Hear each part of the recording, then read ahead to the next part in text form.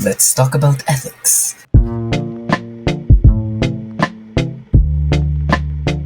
Hello everybody, this is Teacher Juan, your favorite Colombian teacher, and today we're going to talk about ethics.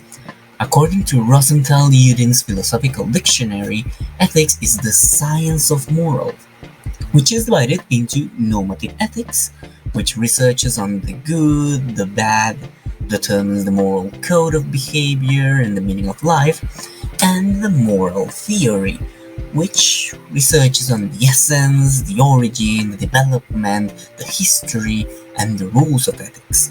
In other words, it is a branch of philosophy that deals with good and bad behavior, right and wrong behavior.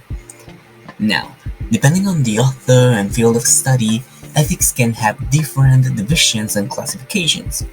In the field of interculturality and intercultural communication, ethics is divided into two approaches: fundamentalism and cultural relativism. Fundamentalism, or moral absolutism, establishes that there is a universal morality that applies to all people at all times, everywhere. Authors like Harper and Brannigan subscribe to this approach by stating that ethical principles are universally applicable and apply to all people at all times. They basically say that what is right has always been right and will always be right no matter the place or age. On the other hand, the second approach is known as cultural relativism, or moral relativism, or ethical multiculturalism. Yeah, it has a lot of names.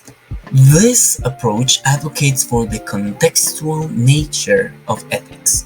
It establishes that ethical principles are attached to culture. Therefore, certain ethical principles only apply to certain cultural contexts. Harman establishes that moral right and wrong differ depending on the moral framework through which they are looked at. Something that is morally right in one framework might not be in the other.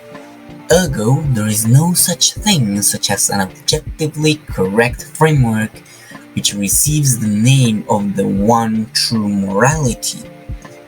What is considered morally right in Colombia in the 21st century might be considered morally wrong there in 1940 or 2190 or at any time in China. You get it?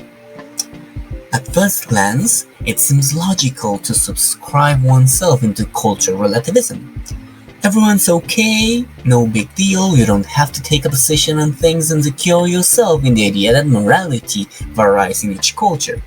Cool. But what happens when you must take a position? What happens when different moral frameworks clash into each other?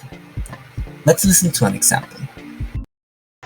I took one class that was about terrorism, and basically, like, a lot of terrorists think that they're doing something really honorable by like sacrificing themselves, and they're obviously killing a lot of people. So we would say that's bad, and a lot of people would, but other people see that as like an act of courage and like a good thing. I bet you haven't thought about that. Another example is the book Tuareg by Alberto Vázquez Figueroa. In the book, the main character, Gazelle, is the leader of a nomad tribe from the Sahara Desert. One day, a senior citizen and a young man arrive to his tribe and ask for asylum. Days later, a group of soldiers arrive to the settlement, kills the young man, and kidnaps the senior citizen.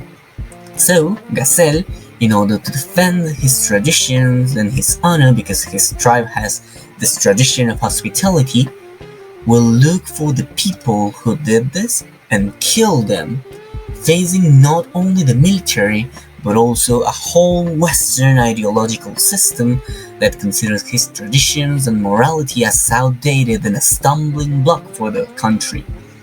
So, who is right? Because in Gazelle's mind, he's only doing what he is supposed to do according to his culture and traditions. But in the soldier's mind, Gazelle is only a murderer. Who is right? So guys, what do you think? Is morality something that is fixed and applies to everyone everywhere at all times? Or is it something that varies depending on the context and culture? Share your opinion in the comment section. That is all for today. I am Teacher Juan. See you in the next lesson. Bye bye.